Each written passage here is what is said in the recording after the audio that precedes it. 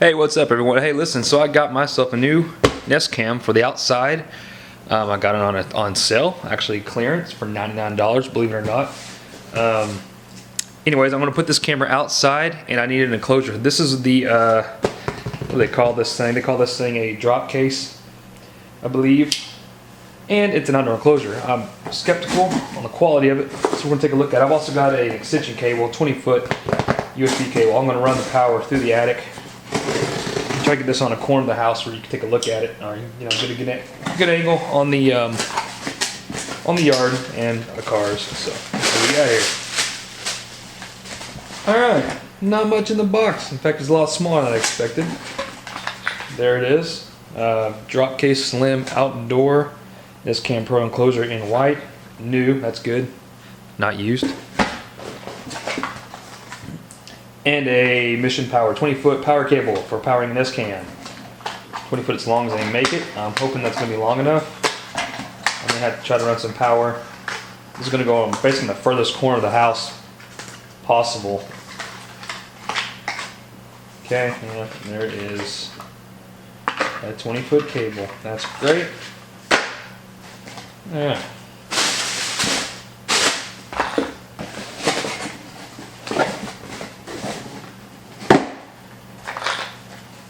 Okay, there it is. It's not a fancy box. Not much to this thing, I see. These have pretty good reviews. I just pray that it does keep moisture out. This has a heat sink on the back of it, so that dissipates the heat. That's one thing some of these cheaper cases will do is overheat the camera, especially in Texas. You know, we've got some pretty extreme weather, pretty extreme cold, and pretty extreme heat. Right now, I've got it sitting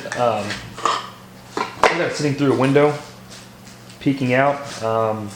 It's actually working decently. You can see a huge reflection from the glass, and you also have a no night vision. Infrared does not work.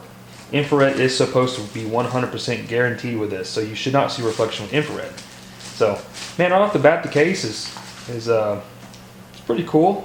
It's got two anchors, looks like drywall anchors, and long screws. Looks like these go straight through the case into the back of the anchors.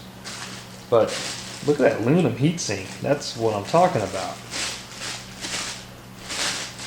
I don't think I can mount this yet. I'm still waiting on an arm if I can't find something locally, but oh, there it is. So there's not much to it. I do love this heatsink, man. I know it's supposed to come with a heatsink on it like this, but man, this is a machine chunk of aluminum right here. So this is definitely going to keep it nice and warm. It's also going to keep it really cold, I think. When it's freezing outside, this plate will be freezing, and so will the camera. So here's the inside of it. Looks like the camera clicks right in. Cable comes out the bottom. So it's well made. This is nice thick plastic. It's not very flexible. It's pretty well constructed. I would like to see an O-ring here. You would definitely think that would seal moisture out of it. Moisture is going to be able to get into here. Obviously, it's not going to be facing up. This is going to be down. However, you know how it works with hot and cold temperature changes. It's going to create moisture inside the case. So I really do question the longevity of my Nest Cam being placed in this outside. It looks okay. Let's go get the camera and see how well it fits. So that's what it comes with. It comes with this, and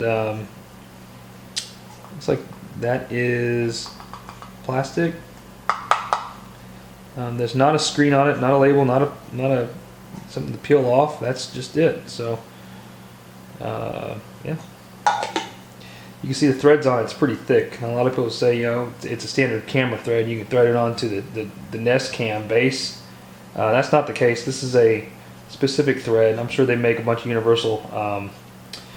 Okay, so here it is. We're going to get the Nest Cam. We're going to set it in place and see what it looks like. I just unplugged it, and this little guy is pretty warm. Notice the back is rubberized.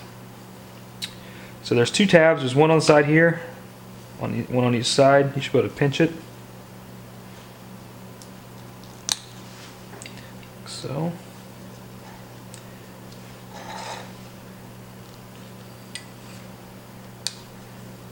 and this cam will pop out of its cool little metal base.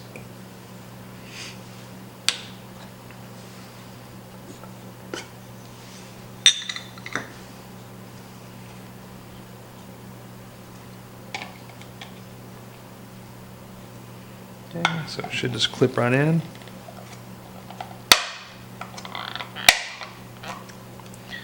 Okay, so it is in. There you have it. So go onto the back. Let's see how this screws down. Okay, yeah. So these are different. These are threaded. So I'm not. I guess this would just thread through, and you would actually put this on the flat on the wall. If you wanted to mount this flat on the wall, you could. Yeah, these are going to protrude out of the back of the case. Yeah, like that. So depending on your angles and what you use here, you may want to shorten these screws, I guess, cut them off.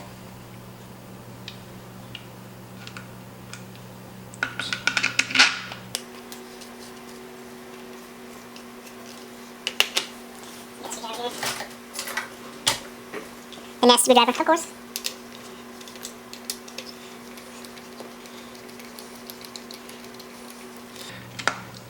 And I think I'm going to try to find a way to put a sealant, or maybe even sort of an O-ring, or I don't know, something on the back of this. I just don't.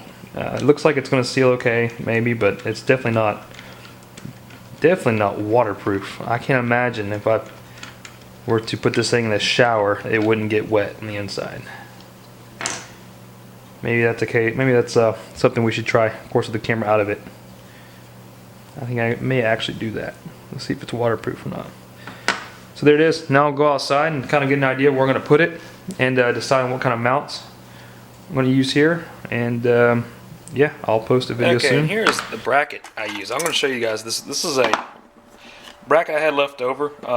This was for a old speaker mount that came with the house when we bought the house. But anyways, it's adjustable in all different angles.